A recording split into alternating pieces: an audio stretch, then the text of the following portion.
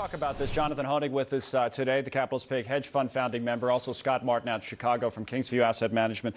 They're both Fox contributors, guys. I just want to tell everybody right up front, the president just wrapped up that meeting with the bank CEOs, which has been happening in the White House. There were cameras there. Our reporter Blake Berman was there as well. And we are going to actually, you know what, you guys stay on hold. I think Blake has made it out to the camera now. Let me talk to Blake about that before we get the playback. Are you there, Blake? And can you tell us what came out of the meeting? Yes, I'm here, Connell. Hi. I was inside the cabinet room with the president, the bank executives, other interested parties as well. The headline coming out of it is tonight at 8 o'clock or somewhere around there, President Trump says he is going to make a statement about decisions that he has made. As we left the room, I asked the president, are these going to be economic or health decisions? And the president looked at me and said both. So it appears as if in about 4 hours' time, we are going to hear from President Trump exactly what he has decided to do next on some economic measures and what he has decided to do next on the health care front and the health front as well. It was very interesting listening to all the major bankers sit around the room, and the basic message from them is that the economy and specifically the banking system in general is sound, is strong, that they are liquid, that they don't have credit fears, that they still see economic growth. While they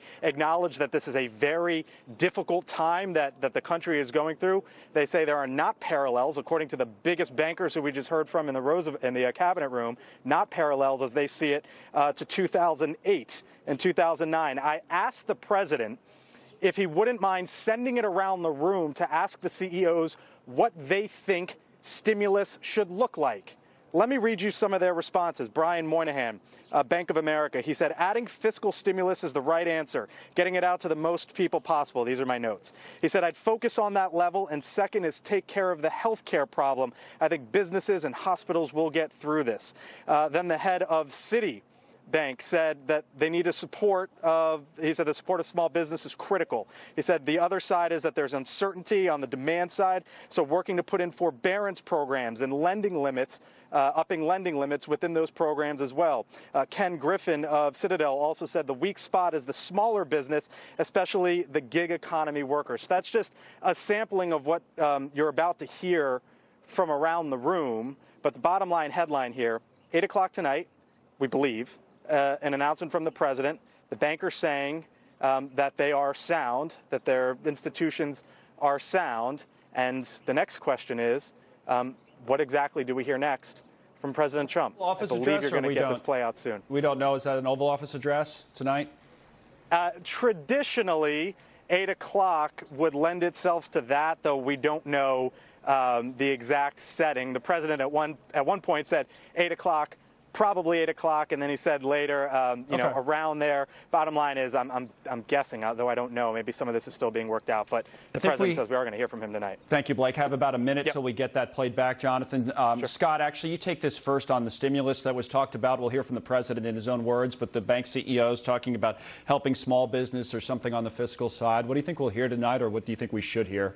Well, I think Blake talked about it exactly, which is this forbearance argument, Connell, or at least arrangement or something where the real key here, guys, is going forward on what the banks do with some of these loans that, let's just face it, are not going to be performing for a period of time. I mean, these small businesses that we've talked about that we know are impacted, they're going to get more impacted, and they're less capitalized than some of these big companies that are out there like the Apples, the Adobes, and so forth. And so what banks need to do, and I think they're doing it, is talk to the administration, talk to officials about, okay, if we have a small business that comes to us in May and can't, service the loan, let alone if we want to call the loan in and can't repay it, what do we do? And the banks have to get something in plans as far as what they're going to do with that and not foreclose on the loan. I mean, that's when we had problems with the housing market, was when all of a sudden things were getting foreclosed on and everything plummeted. And so given that this is hopefully a temporary situation, that's something that can stem a lot of this panic, I believe. One of the things that makes it different is serious but different, and I think Brian Moynihan, it sounds like Jonathan was trying to emphasize. Hold on, Matt. Fox Business Alert to the cabinet room moments ago.